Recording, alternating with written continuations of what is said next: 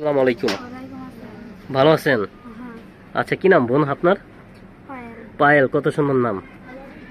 তো পায়েল বোন, ভালো আছেন না? আচ্ছা বোন, এই যে ক্যামেরার সামনে এসেছেন, কি কারণে এসেছেন? আহারে, আচ্ছা আচ্ছা। তো বাবা কি করে?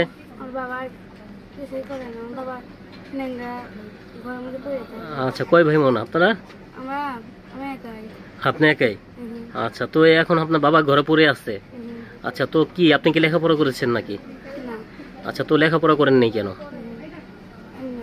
আচ্ছা আচ্ছা। তো এখন এসেছেন কি, বিয়ে শাদী হয়েছে আপনার নাকি? তো বিয়ে শাদী করবেন নাকি, নাকি সহযোগিতা চান, কোনটা? আচ্ছা আচ্ছা। তো আপনি তো মানে অনেক সরল সোজা না? আচ্ছা, তো একজন মনের মতো মানুষ চাচ্ছেন। আচ্ছা, তো কেউ কি আপনার জীবনে আসেনি? আচ্ছা, কোথায় থাকেন আপনি?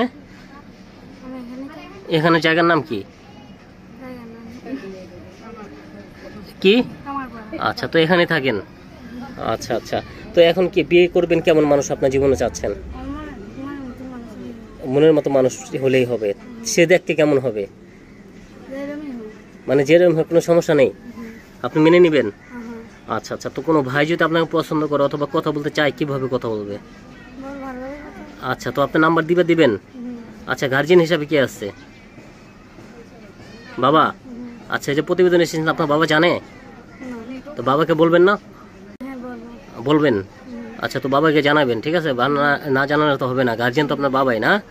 আচ্ছা আচ্ছা। তো আপনি কি কাজ করেন? হাতের কাজ কি বানাতে পারেন?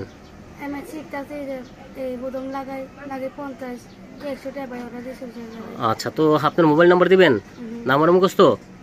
আচ্ছা, তো প্রিয় দর্শক, দেখতে পারতেন সামনে এক বোন বসে আছে। যদি কোনো ভাই তাকে পছন্দ করেন, সরাসরি তাকে ফোন দিবেন।